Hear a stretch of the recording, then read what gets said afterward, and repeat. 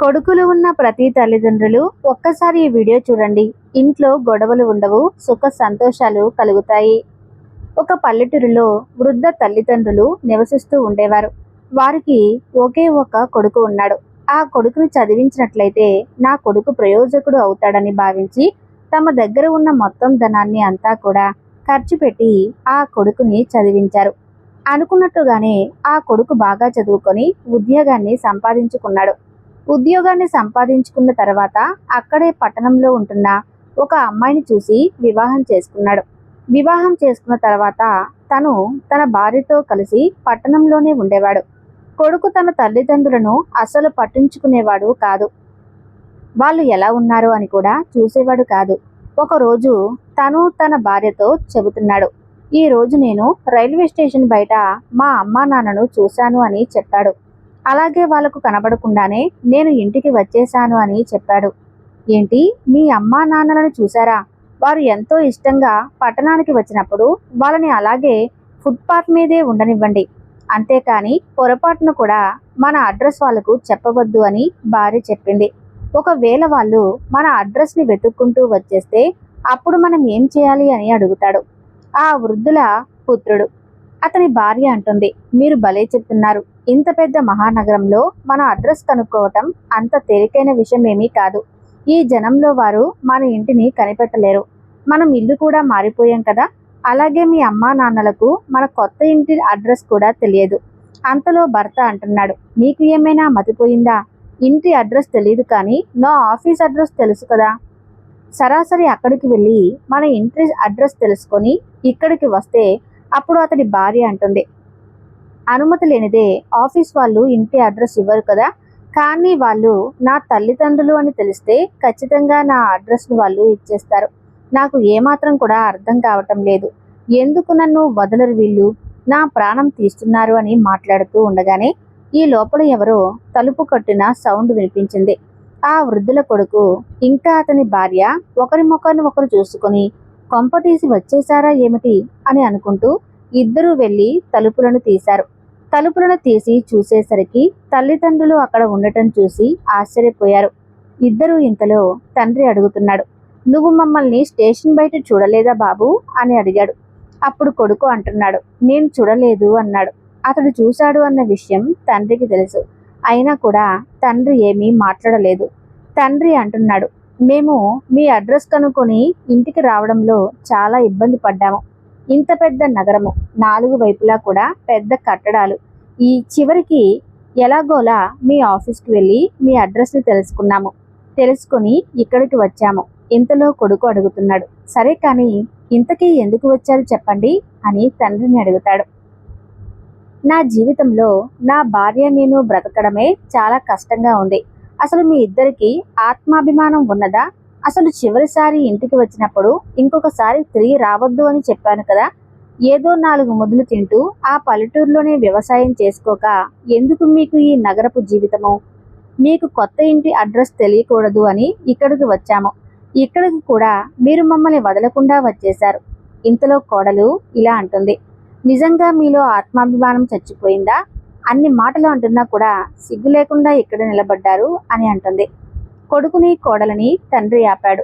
ఇక చాలు, మీరిద్దరూ కూడా చాలా చెప్పారు. మేము ఇద్దరము కూడా చాలా విన్నాము. మేము ఆత్మాభిమానం వదులుకొని ఉండిపోవడానికి రాలేదు. మేము తరచుగా ఈ నగరానికి రావటం పోవటం చేస్తూ ఉన్నాము. ఎందుకంటే ఈ నగరంలో అపార్ట్మెంట్లో మేము ఒక ఫ్లాట్ని కొనుక్కున్నాము. ఈరోజు ఫ్లాట్ తాళాలు నా చేతికి వచ్చాయి.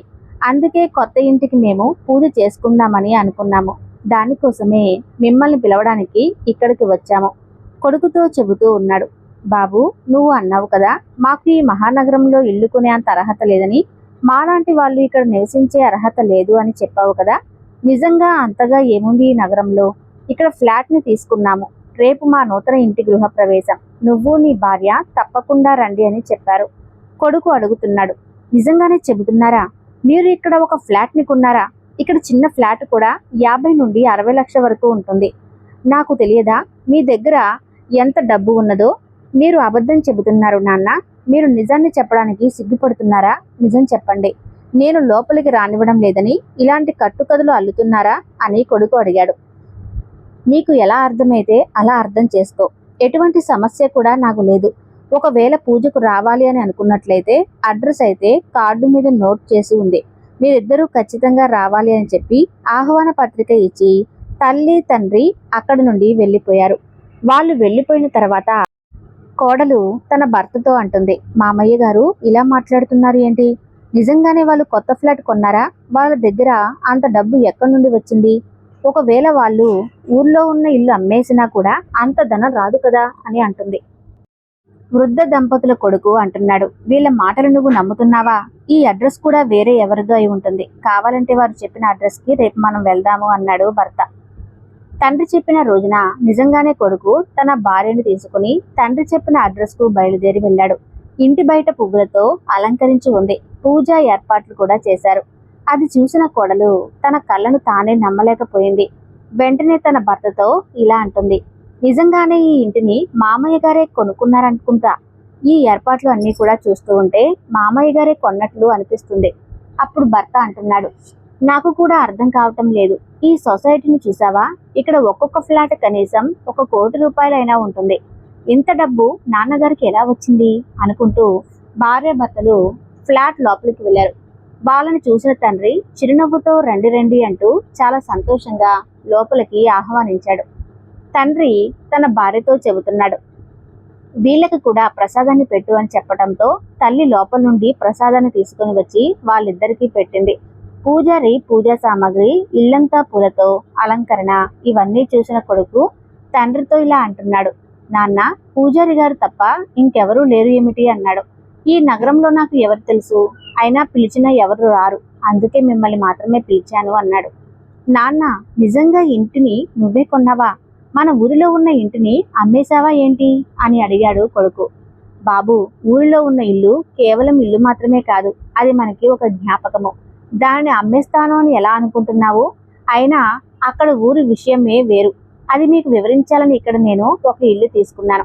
కానీ నువ్వు మమ్మల్ని ఇంటి నుండి వెళ్ళగొట్టేటప్పుడు చెప్పావు కదా, మాకు నీ ఇంట్లో ఉండటానికి అర్హత లేదు అని. కానీ ఈరోజు చూడు, నేను ఈ నగరంలోనే టాప్ ఫ్లోర్లో ఒక ఫ్లాట్ని తీసుకున్నాను. అంతేకాకుండా నేను ఇది కూడా చూడాలి అనుకుంటున్నాను. ఈ మహానగరం గాలిలో ఏముంది? చిన్న పల్లెటూరు నుండి వచ్చిన నిన్ను ఇంతలా మార్చేసింది. కానీ బాబు, ఈ ఇంటితో మన ఊరిలో ఉన్న ఇంటిని మాత్రం ఎప్పుడు నువ్వు పోల్చవద్దు. ఈ మహానగరంలో ఇల్లు కొనడానికి నేను నా ఊర్లోని ఇంటిని అమ్మాల్సిన అవసరం లేదు. మరి ఈ ఫ్లాట్ కొనడానికి మీకు డబ్బులు ఎక్కడి నుంచి వచ్చాయి? మీకు నగరంలో ఉండే ఇల్లు ఇష్టం లేనప్పుడు ఈ ఇల్లు ఎందుకు కొన్నారు? ఇప్పుడు నాకు అర్థమైంది. నా ఇల్లు చిన్నగా ఉంది కాబట్టి మేము కూడా ఇక్కడికి వచ్చి మీతో ఉండిపోవాలని కోరుకున్నారు కదా. నిజంగా నాన్న, ఇల్లు చిన్నగా ఉన్న కారణంగానే మిమ్మల్ని నేను నాతో పాటు ఉంచుకోలేదు. ఇంత పెద్ద ఇంట్లో అందరం కలిసి ఉండవచ్చు అని ఇంటిని తీసుకున్నారా అని కొడుకు తండ్రిని అడిగాడు. అప్పుడు తండ్రి అంటున్నాడు, ఒక వ్యక్తి ఇంత నీచమైన స్థితికి ఎలా పడిపోతాడో నాకు తెలియటం లేదు. అందుకే ఈ మహానగరం అన్నా, నగర వాసులన్నా, వాళ్ళ మాటలు అన్నా కూడా నాకు నచ్చదు. మీరు మా పట్ల ప్రవర్తించిన తీరుకి మిమ్మల్ని మాతో పాటు ఉంచుకుంటామని నువ్వు అసలు ఎలా అనుకుంటున్నావు? ఇప్పటి వరకు మేము ఊరు వాళ్ళము అని చాలా అవమానకరంగా మాట్లాడేవాడివి. ఇప్పుడు చూడు, ఈ ఫ్లాట్ చూసిన తర్వాత నీ మాట తీరును ఎంతగా మార్చేశావో. మా పట్ల మీరు వ్యవహరించిన తీరు ఈ జన్మలో మరవలేను. నీ ప్రశ్నలకు నేను సమాధానం ఇవ్వాల్సిన అవసరం కూడా నాకు లేదు. కానీ నీకు చాలా ఉత్సాహంగా ఉంది కదా తెలుసుకోవాలి అని. నేను ఈ ఫ్లాట్ ఎలా కొన్నాను అని, మేము చిన్న ఊరు నుండి వచ్చాము అని, మహానగరంలో ఉండే అర్హత లేదు అని అవమానకరంగా మాట్లాడారు కదా. ఇప్పటికైనా మేము కూడా మహానగరంలో ఉండగలము అని మీరు గుర్తించాలి అని నేను ఈ ఫ్లాట్ని కొన్నాను.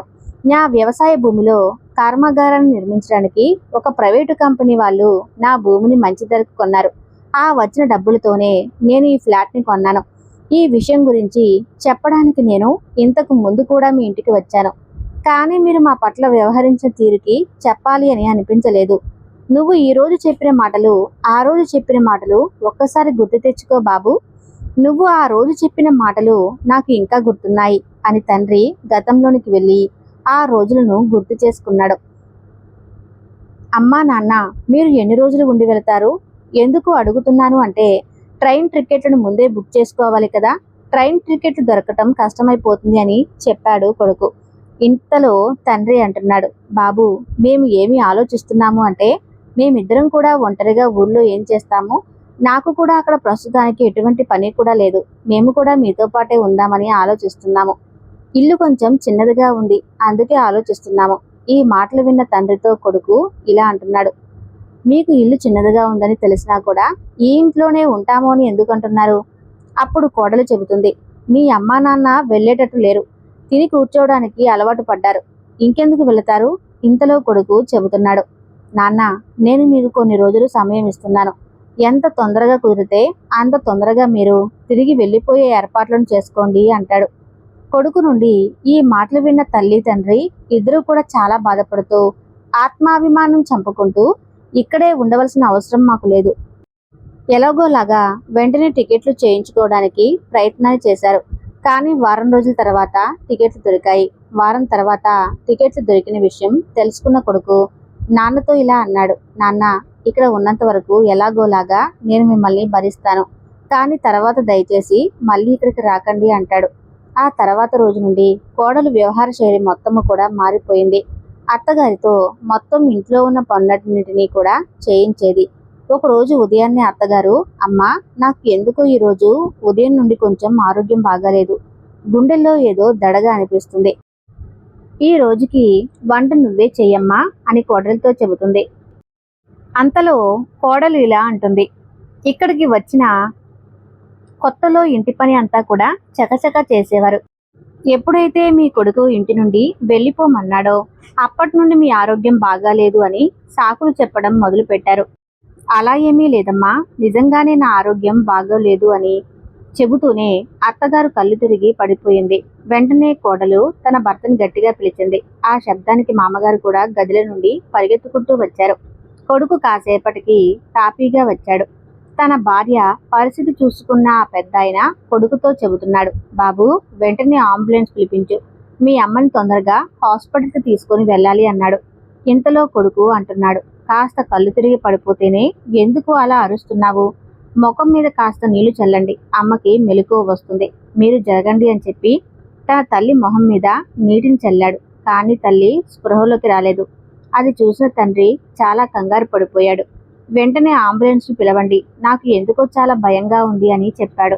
ఆ తండ్రి, నాన్న పిలవడానికి పిలవగానే వచ్చేయడానికి ఇది ఏమైనా చిన్న ఊరు అనుకుంటున్నారా, మీకు తెలుసు ఇక్కడ ఆసుపత్రికి ఎంత ఖర్చు అవుతుందో, ఆసుపత్రి బిల్లు కట్టేలోపే నా మొత్తం సంపాదనంతా కూడా అయిపోతుంది. కొడుకు చెప్పిన మాటలు విన్న తర్వాత ఆ తండ్రి వెంటనే తన భార్యను 2 చేతులతో ఎత్తుకుని ఇంటి నుండి బయలుదేరాడు. కానీ కొడుకు మాత్రం అలాగే నిలబడిపోయాడు. అంతలో కోడలు అంటుంది, మీ నాన్నగారు ఏదో కోటేశ్వరుడిలాగా మీ అమ్మగారిని తీసుకుని వెళ్తున్నాడు, చూద్దాం మీ అమ్మని ఏ హాస్పిటల్లో జాయిన్ చేస్తారో, సమయం రాత్రి అవుతుంది, కానీ తండ్రి గురించి కానీ తల్లి గురించి కానీ ఎటువంటి సమాచారాన్ని కూడా తెలుసుకునే ప్రయత్నాన్ని చేయకుండా ఇద్దరూ ఇంట్లో నిద్రపోతూ ఉండగా రాత్రి సమయం అయ్యేసరికి కాలింగ్ బెల్ మోగటంతో కొడుకు తలుపులు తెరిచి చూశాడు. ఎదురుగా నిలబడిన తన తండ్రిని చూసి, ఇంతసేపటికి ఇంటికి చేరుకున్నారా, ఇప్పుడు మీకు సమయం దొరికిందా, అమ్మని శ్మశానంలో వదిలేసి వచ్చారా అని కొడుకు తండ్రిని అడిగాడు. కొడుకు నోటి నుండి ఇలాంటి మాటలు విన్న ఆ తండ్రి, నువ్వు ఇలాంటి మాటలను ఎలా మాట్లాడగలుగుతున్నావు, పిల్లల కోసం తల్లిదండ్రులు ఏదైనా చేయడానికి సిద్ధపడతారు, కానీ పిల్లల నోటి నుండి ఇలాంటి మాటలు విన్నప్పుడు ఎందుకు బ్రతుకుతున్నామా అని అనిపిస్తుంది. నాన్న మీరు వారం తర్వాత వెళ్ళిపోతారని అనుకున్నాను, కానీ ఇప్పుడు అమ్మ ఈ నాటకాన్ని మొదలుపెట్టింది, నాకు ఇప్పుడు అంతా అర్థమైంది, మీరు ఇక్కడే ఉండిపోవడానికి ఎంతకైనా తెగిస్తారని, కాబట్టి మిమ్మల్ని ఇక్కడ వారం రోజులు కాదు కదా, ఒక్క సెకండ్ కూడా నేను మా ఇంట్లో ఉంచలేను, ఇదిగోండి మీ సామాన్లన్నీ మీ సూట్ కేసులో సర్దేశాను, ఇక్కడ నుండి వెళ్ళిపోండి అని అన్నాడు కొడుకు. చావు బ్రతుకుల మధ్య మీ అమ్మ ఆసుపత్రిలో ఉంటే అమ్మ ఎలా ఉంది అని అడగటం పోయి అమ్మ నాటకాలు చేస్తుంది అని అంటున్నావా, మీ అమ్మకి ఉదయం హార్ట్ స్ట్రోక్ వచ్చింది, వెంటనే నేను ఆసుపత్రికి తీసుకొని వెళ్ళకపోయినట్లయితే ఈ రోజు నేను నీ తల్లిని కోల్పోయేవాడిని, ఉదయం కూడా మీ అమ్మని ఆసుపత్రికి తీసుకుని వెళ్ళాలి అని అన్నప్పుడు నువ్వు డబ్బుల గురించి మాట్లాడావు. అప్పుడు కొడుకు తండ్రితో ఇలా అంటాడు, నిజంగా అమ్మ మరణించి ఉంటే నా తల మీద నుండి ఒక పెద్ద భారమైన తగ్గి ఉండేది కదా అని అన్నాడు కొడుకు. అయినా బ్రతుకుండి మీరేమి చేస్తారు, ఇద్దరూ నా తల మీద భారాలుగా మారారు కదా, అప్పుడు ఒకరి నుండే నాకు విముక్తి కలిగేది కదా అని కొడుకు తండ్రితో అంటాడు. ఆ మాటలు విన్న తండ్రి కొడుకు చేతిలో ఉన్న తన సూట్ కేసును తీసుకుని, చాలా బాగా బుద్ధి చెప్పావు బాబు. ఈ రోజు తర్వాత మా జీవిత కథ నుంచి తెలుసుకోవాల్సింది ఏమిటి అంటే, తల్లిదండ్రులు పిల్లల్ని పెద్దవాళ్ళని చేస్తూ వారి వృద్ధాప్యం కోసం కూడా ఏర్పాటు చేసుకోవాలి. లేకపోతే పిల్లలు సజీవంగానే తల్లిదండ్రులను చంపేస్తారు. ఇప్పుడే వెళ్తాను కానీ ఒకటి గుర్తుంచుకో, నువ్వు నన్ను అవమానించిన తీరు లెక్క కట్టి మరి నీకు చెల్లించకపోతే నీ తండ్రినే కాదు అని చెప్పి అక్కడి నుండి వెళ్ళిపోయాడు ఆ తండ్రి. ఆ తరువాత 20 రోజుల వరకు భర్త హాస్పిటల్ బయటే ఉండి తన భార్యకు వైద్యాన్ని చేయించాడు. ఆ తర్వాత భార్య ఆరోగ్యం కుదుటపడిన తర్వాత ఇద్దరూ ఊరికి బయలుదేరి వచ్చేశారు. కొడుకు చేసిన అవమానం గురించి తలుచుకుంటూ తండ్రి మనసులోనే బాధపడుతూ ఉన్నాడు. కానీ ఈ విషయాలు ఏమీ కూడా తన భార్యకు తెలియనివ్వలేదు. కానీ తండ్రి తన కొడుకుకి ఎలా అయినా బుద్ధి చెప్పాలి అని నిర్ణయించుకున్నాడు. ఇంతలో భార్య ఎందుకండి అంతలా ఆలోచిస్తూ ఉన్నారు అంటూ పిలిచిన పిలుపుకి వర్తమానంలోకి వచ్చాడు తండ్రి. వ్యవసాయ భూమిని అమ్మితే వచ్చిన డబ్బుతో మీ అమ్మకి వైద్యాన్ని చేయించడానికి ఆ ధనాన్ని అంతా ఖర్చు చేసేశాను. ఆ తర్వాత మిగిలిన డబ్బుతో ఒక ఫ్లాట్ని కొన్నాను అంటూ ఈ విషయాన్ని గురించి చెప్పాలి అని మీ ఇంటికి వచ్చాను. కానీ మీ అమ్మ పట్ల నువ్వు మాట్లాడిన మాటలు, నీ వ్యవహార శైలి నాకు నచ్చకపోవడంతో నీకు ఈ విషయం గురించి చెప్పకుండా వచ్చేశాను. లేకపోతే ఈరోజు ఈ ఫ్లాట్ నీ పేరు మీదే ఉండేది. కానీ ఇప్పుడు కూడా ఈ ఫ్లాట్ నువ్వు దక్కించుకోవచ్చు, కానీ దానికి ఒక షరతు. నువ్వు ఆ షరతుకు ఒప్పుకున్నట్లయితే ఈ ఫ్లాట్ నీకే ఇస్తాను అని ఆ తండ్రి కొడుకుతో చెప్పాడు. ఆశ్చర్యకరంగా అడుగుతున్నాడు ఆ కొడుకు. ఆ షరతు ఏమిటి నాన్న అని అన్నాడు. నువ్వు నీ భార్య ఇక్కడే 6 నెలల పాటు ఉండి మా సేవను చేయాలి. అది కూడా ఎలాంటి వేతనాన్ని ఆశించకుండా. నువ్వు మా సేవ చేసినట్లయితే అప్పుడు ఈ ఫ్లాట్ నేను మీ ఇద్దరి పేరు మీద మార్పిస్తాను. తర్వాత మేము మా ఊరికి వెళ్ళిపోతాము అని చెప్పాడు ఆ తండ్రి. నిజం చెప్పాలి అంటే నాకు నా ఊరిలో ఉండటమే ఇష్టం అన్నాడు ఆ తండ్రి. ఏంటి 6 నెలలా అని ఆశ్చర్యంగా అన్నాడు ఆ కొడుకు. ఇంతలో కోడలు అంటుంది, 6 నెలలు మేము మీకు సేవ చేస్తాం మావయ్య గారు అంటూ తన భర్తని పక్కనే ఉన్న గదిలోనికి తీసుకువెళ్ళి, మీకు ఏమైనా మతిపోయిందా ఏంటి?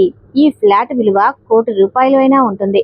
సరే నువ్వు చెప్పినట్లే చేద్దాము అంటూ ఇద్దరు గది బయట నుండి వచ్చి, నాన్నగారు మీరు 6 నెలల తర్వాత ఈ ఫ్లాట్ నా పేరు మీద రాస్తారు కదా అని అడిగాడు కొడుకు.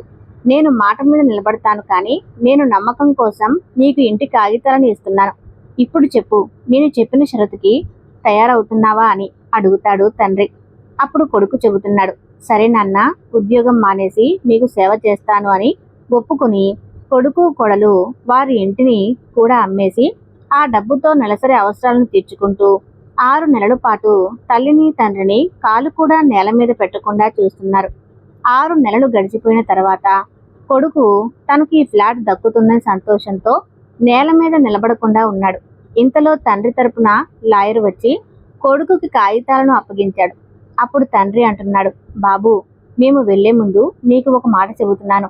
నువ్వు వెళ్ళి మన ఇంటికి రంగులు వేయించుకోమని చెప్పాడు. చాలా సంవత్సరాల క్రితం రంగులు వేయించాం కదా, ఆ రంగులు కూడా మాసిపోయినట్లుగా అయిపోయాయి. నువ్వు ఇంటికి వెళ్ళేటప్పుడు రంగులు వేయించుకోమని చెప్పాడు. ఏ ఇంటి గురించి మాట్లాడుతున్నారు నాన్న అని అడిగాడు కొడుకు. అలాగే మీరు ఈ ఫ్లాట్ కొత్తగానే కదా కొన్నారు, ఈ రంగులన్నీ కొత్తగానే కదా ఉన్నాయి. ఇంతలో తండ్రి అంటున్నాడు, అయ్యో, ఈ కాగితాలలో ఉండేది నువ్వు సంతోషంలో చూడలేదేమో. ఊర్లో ఉన్న ఇల్లు నీ పేరు మీద రాశాను. నాకున్నది ఆ ఊర్లో ఒక్క ఇల్లు మాత్రమే. ఇక ఫ్లాట్ గురించి అంటావా? ఈ ఫ్లాట్ను అయితే నేను 6 నెలల కోసం అద్దెకు తీసుకున్నాను. నగరంలో నివసిస్తున్నాను అనే అహంకారంతో తల్లిదండ్రులను దారుణంగా అవమానించావు. నీ అహంకారాన్ని తట్టుకోలేక నేనే ఈ విధంగా చేశాను. ఇప్పుడు మీరు ఊర్లో నివసించడం తప్ప మీకు వేరే మార్గం లేదని చెప్పాడు తండ్రి. అప్పుడు కొడుకు వెంటనే తండ్రి కాళ్ళ మీద పడి ఇలా అంటున్నాడు, నాన్న, మీరు నాకు చాలా బాగా బుద్ధి చెప్పారు. కానీ నేను మీ పట్ల ప్రవర్తించిన తీరు కూడా నేను అలా ప్రవర్తించి ఉండకూడదు అని తండ్రితో చెప్పి కొడుకు చాలా బాధపడ్డాడు. ఎందుకంటే కొడుకు కోడలు అత్త మామలతో కలిసి వారి దగ్గరే ఉండటంతో వారి మధ్య అన్యోన్యత అనేది బాగా పెరిగిపోయింది. వారు కూడా తల్లిదండ్రులకు సేవ చేస్తున్నాము అని ఫ్లాట్ దక్కుతుందని ఆశతోనే ఉన్నారు. కానీ వారందరూ కలిసి ఒకే చోట ఉండటంతో ఒకరికి ఒకరికి మధ్య అనుబంధం అనేది పెరిగిపోయింది. అప్పుడు కొడుకు చెబుతున్నాడు, నేను మీ పట్ల ప్రవర్తించిన ప్రవర్తనకు క్షమించమని తల్లిదండ్రుల కాళ్ళ మీద పడి అడిగాడు.